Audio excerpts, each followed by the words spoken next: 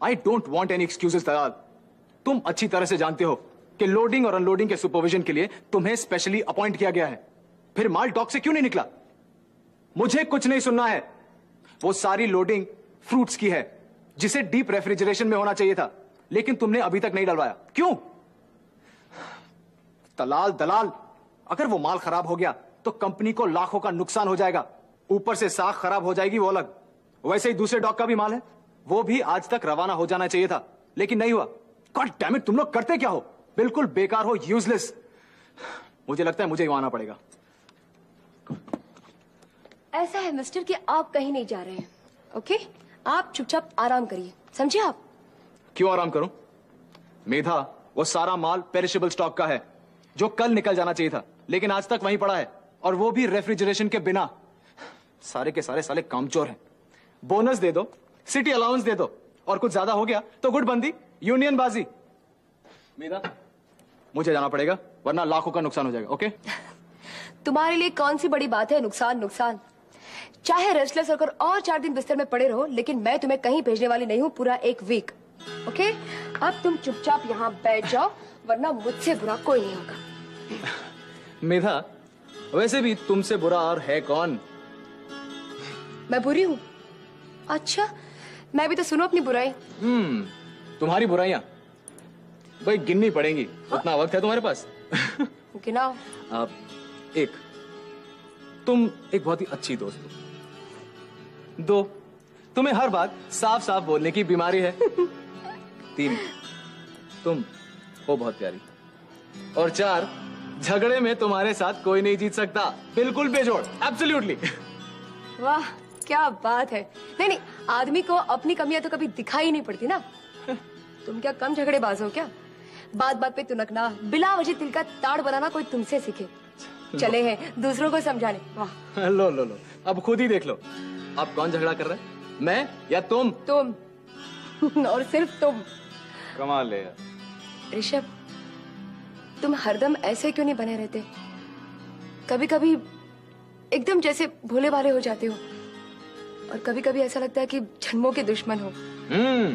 क्योंकि प्यार में कभी कभी ऐसा हो जाता है, छोटी सी बात का फसाना बन जाता है। रुकावट के लिए खेद है। हेलो जी, आप मेधा जी है ना? जी नमस्ते मेधा जी, हम पूजा बोल रहे हैं। हमने इसीलिए फोन किया कि हमें उनकी तबीयत के बारे में जानना था। उनकी? हाँ, बताइए ना, कैसे हैं वो? वो अब अच्छे हैं, पहले से ठीक है। दवाइयाँ वगैरह ली, फल खा लिए? अच्छा ये बताइए, क्या हमारी वहाँ जरूरत है? क्या हमारे लायक कोई काम है वहाँ? हम जानते हैं आप अकेले थक गई होंगी। बीमार आदमी की देखभाल, उनकी 4 जरूरतें, वो अकेला कुछ कर नहीं सकता। इसी ऋषभ जी से कुछ कहना है आपको? जी नहीं, उनसे कुछ नहीं कहना, वो तो हमारा मजाक उड़ाते हैं। हम अगर उन्हें कुछ समझाएंगे तो वो हंसने लगेंगे, इसीलिए हम आपसे बातें करेंगे। बोलिए। इनके दिमाग में ज्यादा गर्मी चढ़ गई है, ज्यादा काम काज करने से। हम बताते हैं आपको गर्मी मिटाने का नुस्खा। सर्पगंधा गुट्टी। बिल्कुल सही। आप एक काम कीजिए, आप ये सब ऋषभ जी को बताइए।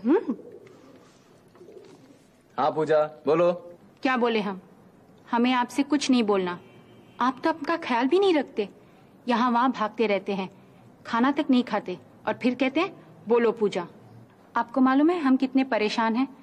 कल से तो हम 3 बार दुर्गा चालीसा पढ़ चुके हैं, और आप है कि हमारा मजाक उड़ाते हैं।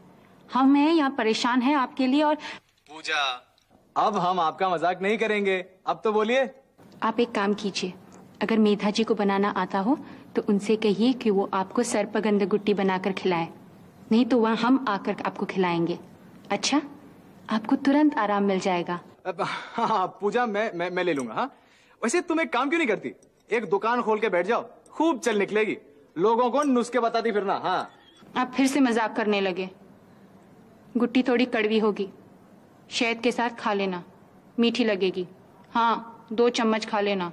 हाँ बाबा, ले लूंगा, ठीक है।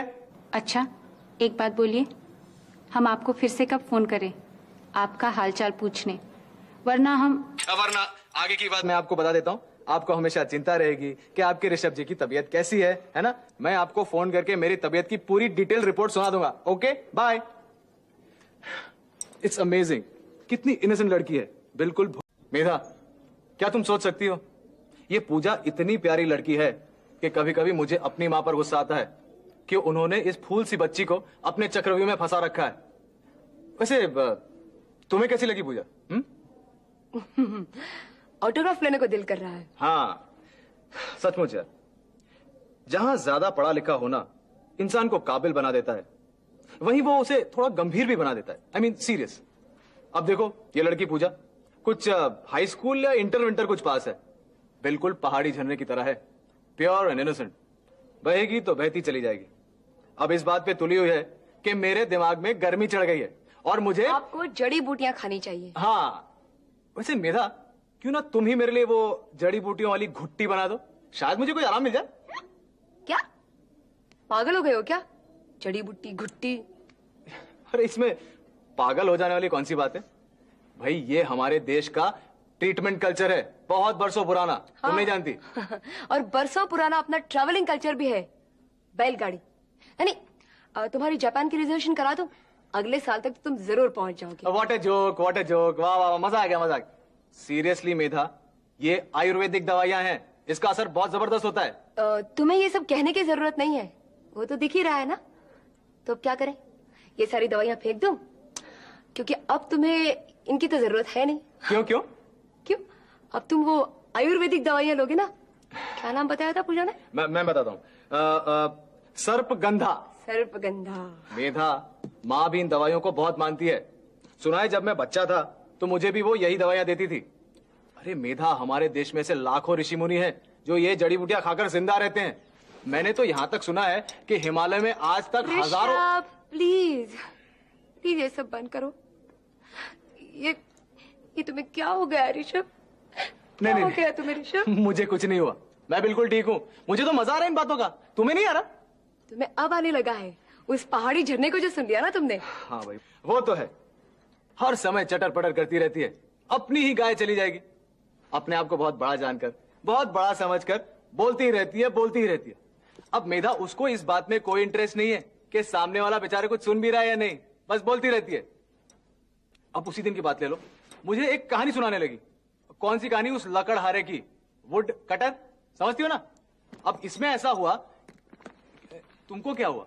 मैं कहाँ जा रही हो? जरा हिमालय जा रही हूँ जड़ी बूटियां लाने। जड़ी बूटी? अरे